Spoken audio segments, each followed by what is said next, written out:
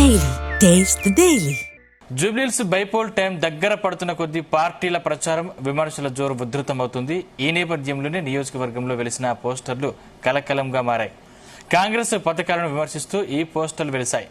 ఇంతకు ముందు జరిగిన కంటోన్మెంట్ ఉప ఎన్నికల్లో మోసపోయాం, జూబ్లీహిల్స్ ఎన్నికల్లో మోసపోవద్దని ఈ పోస్టర్ల సారాంశం.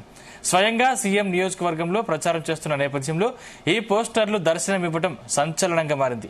అయితే పోస్టర్లు ఎవరు పెట్టారన్న విషయంపై క్లారిటీ లేదు. ప్రతిదాంశానికి సంబంధించిన మరింత పూర్తి సమాచారం మా బ్యూరో చీఫ్ నరేందర్ అందిస్తారు. నరేందర్. ఎస్ సందీప్, జూబ్లీహిల్స్ ఉప ఎన్నికలు మరొక 5-6 రోజులు ఉన్నటువంటి నేపథ్యంలో ఎలక్షన్ ప్రచారం కూడా చాలా ఉధృతంగా కొనసాగుతుంది. అన్ని పార్టీలు కూడా, ముఖ్యంగా కాంగ్రెస్, టీఆర్ఎస్, బీజేపీ పార్టీలు నేతలు, అగ్రనేతలంతా కూడా విస్తృత ప్రచారం చేస్తున్నటువంటి నేపథ్యం ఉంది. మాటలతో కూడా వెళ్తున్నటువంటి పరిస్థితి కూడా ఉంది. ఒక పక్క సీఎం రేవంత్ రెడ్డి అటు ప్రతిపక్షాన్ని విమర్శిస్తుంటే, అదేవిధంగా కేటీఆర్ కూడా వరుసగా రోడ్ షోలు నిర్వహిస్తున్నారు. ఆయన కూడా అధికార పార్టీపై అటాక్ చేస్తున్నటువంటి పరిస్థితి కూడా మనం చూస్తున్నాం. అయితే ఇలాంటి పరిస్థితుల్లో అర్ధరాత్రి అంటే నైట్ ఎవరో వివిధ ప్రాంతాల్లో కంటోన్మెంట్ లో మోసపోయాం, ఇప్పుడు జూబ్లీహిల్స్ లో మోసపోకండి అనేటువంటి ఫ్లెక్సీలను మొత్తం జూబ్లీహిల్స్ లో ఉన్నటువంటి చాలా చోట్ల కూడా ఈ ఫ్లెక్సీలు వెలిసినటువంటి పరిస్థితి ఉంది. అంటే కంటోన్మెంట్ ఎలక్షన్స్ టైంలో అక్కడ శ్రీ గణేష్ గెలిచాడు కాంగ్రెస్ పార్టీ నుంచి. అక్కడ టీఆర్ఎస్ సంబంధించినటువంటి ఎమ్మెల్యే చనిపోయిన నేపథ్యంలో అక్కడ ఎలక్షన్ జరిగినటువంటి పరిస్థితులు, అక్కడ కూడా ఉప ఎన్నిక మనం చూసాం మొన్న ఇయర్ బ్యాక్. ఇలాంటి పరిస్థితులు అక్కడ మోసపోయాము, ఇక్కడ ఎట్టి పరిస్థితులు కూడా మోసపోవద్దు. ఇక్కడ కూడా మాగంటి గోపీనాథ్ చనిపోయిన నేపథ్యంలోనే ఎలక్షన్స్ జరుగుతున్నటువంటి పరిస్థితి మనం చూస్తున్నాం. కనుక ఇక్కడ వాదన సునీత పోటీ చేస్తుంది.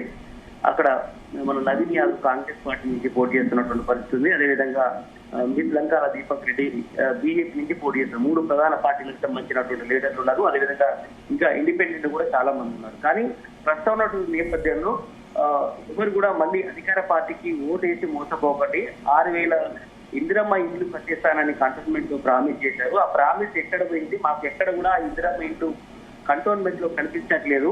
ఇదే అధికార పార్టీ ఆనాడు హామీ ఇచ్చింది 6,000 ఇందిరమ్మ ఇండ్లు కట్టేస్తారని, మరి ఎక్కడ కనిపించట్లేదని కూడా వినూత్నంగా సెటైరికల్ గా ఏదైతే ఫ్లెక్సీలు ఉన్నాయో ఆ ఫ్లెక్సీలు దర్శనమిస్తున్నటువంటి పరిస్థితి చాలా చోట్ల బస్ స్టాండ్ల దగ్గర కనిపిస్తున్నాయి. అది రేవంత్ నగర్ కావచ్చు, బోరబండ కావచ్చు, చాలా ప్రాంతాల్లో కూడా మరి సోషల్ మీడియాకి సంబంధించినటువంటి బీఆర్ఎస్ పార్టీ సోషల్ మీడియాకి సంబంధించినటువంటి వాళ్ళే ఇదంతా కట్యాలు అన్నటువంటి దాని మీద బయట చర్చ జరుగుతున్న నేపథ్యం అయితే ఉంది. అంటే బీఆర్ఎస్ సంబంధించినటువంటి వాళ్ళు కట్టారా, సాధారణ జనాలు కట్టారా, ఇవన్నీ పక్కన పెడితే మాత్రం ఈ ఫ్లెక్సీలు మాత్రం అందరినీ సూపర్లను ఆకట్టుకునేలాగా ఉన్నాయి.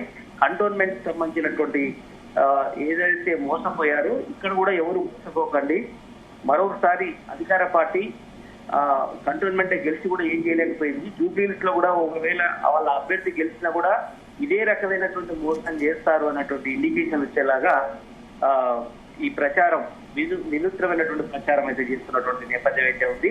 ఖచ్చితంగా దీని మీద ఇప్పటికే జిహెచ్ఎంసీ వాళ్ళు వచ్చి అది తొలగించే అవకాశం అయితే కనిపిస్తుంది. ఉదయం పూటనే ఇవన్నీ కూడా కనిపిస్తున్నాయి.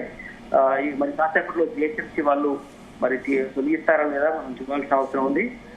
మొత్తానికైతే సాధారణ, ఎందుకంటే చాలా టఫ్ జరుగుతున్నటువంటి ఎలక్షన్స్ మనం చూస్తున్నాం.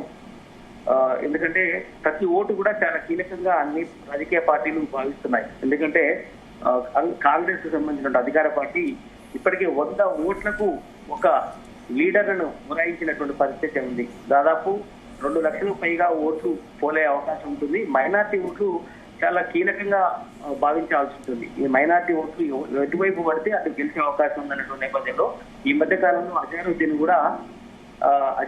కూడా మంత్రిగా చేసినటువంటి పరిస్థితి కూడా మనం చూసాం. రేవంత్ రెడ్డి ఇంకా శాఖలు ఇవ్వలేదు. అయితే ఏదైనప్పుడు కూడా ప్రతి ఓటుని దృష్టిలో పెట్టుకొని అక్కడ రాజకీయం నడుస్తుంది. వివిధ రకాల కార్యక్రమాలు ఏది కూడా అన్ని బంద్ చేసుకున్నారు. పూర్తిగా జూబ్లీహిల్స్ ఉప ఎన్నిక మీదనే అటు బీఆర్ఎస్ పార్టీ కానీ అధికార పార్టీ కానీ అందరు కూడా అక్కడే ఉన్నారు, కలియ తిరుగుతున్నారు. ఉదయం సాయంత్రం రాత్రి తేడా లేకుండా అంతటా తిరుగుతున్నారు, ప్రచారం అయితే నిర్వహిస్తున్నారు.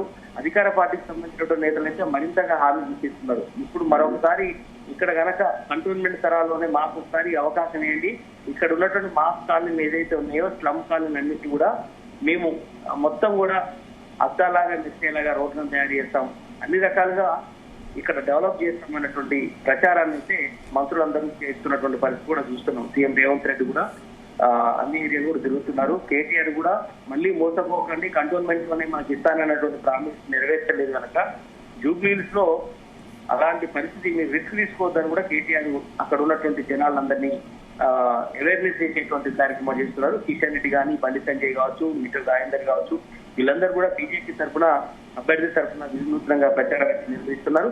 బట్ మొత్తానికైతే రాత్రి ఇచ్చినటువంటి ఫ్లెక్సీలు అనేది ఇప్పుడు కలకాలం సృష్టిస్తున్నాయి. బట్ అందరూ కూడా ఆ ఫ్లెక్సీలను ఉదయం పూట వాకింగ్ వెళ్ళే వాళ్ళు కావచ్చు, ఉదయం పూట అందరూ కూడా బస్ స్టాండ్ నిలబడిన వాళ్ళు కూడా, బస్ స్టాప్ లో వాళ్ళందరూ కూడా చూశారు. బట్ మరి జిహెచ్ఎంసీ యంత్రాంగం దాన్ని తొలగిస్తుందా అట్లనే ఉంటుందో చూడాల్సిన అవసరం ఉంది. నరేంద్ర, జూబ్లీహిల్స్ లో 144 సెక్షన్ అమల్లో ఉన్నందున ఈసీ వీటిపై చర్యలు తీసుకునే అవకాశం ఉంటుందా? ఖచ్చితంగా, ఎందుకంటే జూబ్లీహిల్స్ ఏరియాలో 144 సెక్షన్ నడుస్తున్నది.